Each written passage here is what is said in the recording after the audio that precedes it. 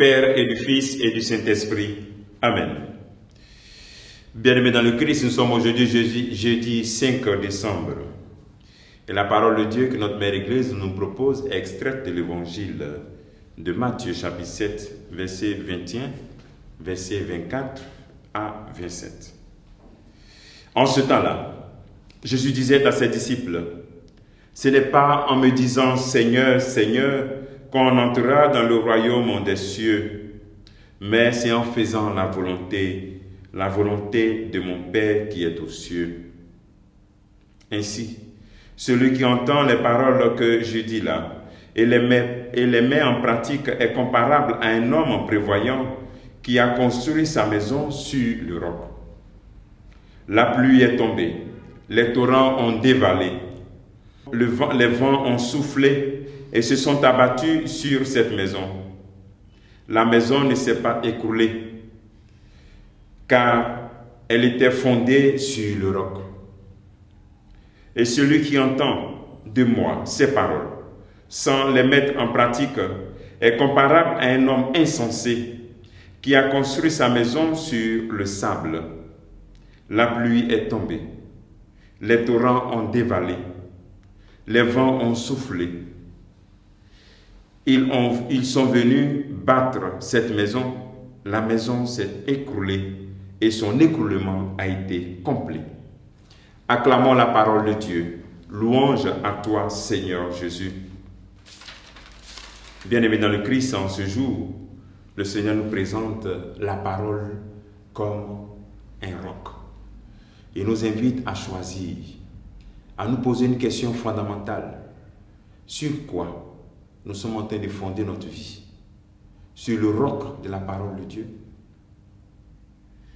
Et en disant cela, il part d'un fait. Ce n'est pas en disant « Seigneur, Seigneur » que nous entrerons dans le royaume des cieux, mais en appliquant la parole de Dieu. Si on pouvait imaginer ou bien inventer un appareil pour tester un peu les voix qui crient vers le Seigneur, on entendrait sûrement beaucoup de voix chaque jour dans nos pays crier « Seigneur, Seigneur », dans nos quartiers « Seigneur, Seigneur », c'est-à-dire beaucoup de temps de prière où nous crions « Seigneur, Seigneur ». Mais si tout cela correspondait vraiment à vivre pleinement la parole de Dieu, aurions-nous des familles divisées? Aurions-nous des couples qui veulent se séparer? Aurions-nous des chrétiens qui manifestent une vie incohérente? Le Seigneur voudrait tout simplement qu'il y ait une harmonie en nos cris, entre nos cris que nous élevons vers lui, et aussi sa parole qui vient dans notre vie. C'est-à-dire, il ne s'agit pas de crier vers le Seigneur, mais de laisser sa parole aussi inonder notre vie. Bref, d'avoir une vie solide. Lorsque nous crions seulement, sans que la parole de Dieu vienne dans notre vie est fondée sur le sable. Qu'il y ait une petite difficulté, un petit doute spirituel, c'est fini. Tu abandonnes le Christ. Tu commences à dire que Dieu n'existe pas, Dieu t'a abandonné. Donc, à la fin de ce sermon sur la montagne, Jésus nous invite à ne pas nous limiter à dire Seigneur, mais à choisir le roc de la parole de Dieu, qui n'est rien d'autre que l'expression de l'amour de Dieu pour toi. Cette parole n'est pas venue pour te condamner ou pour rendre ta vie dure, mais pour la rendre belle, qui sème dans les larmes, moissonne dans la joie. Cette parole est l'expression de l'amour de Dieu révélé dans le Christ, l'amour gratuit. Donc, mettre en pratique la parole de Dieu, c'est une réponse à l'amour de Dieu. Notre sécurité aujourd'hui, c'est la parole de Dieu. Notre sécurité aujourd'hui, c'est cet amour de Dieu manifesté dans sa parole.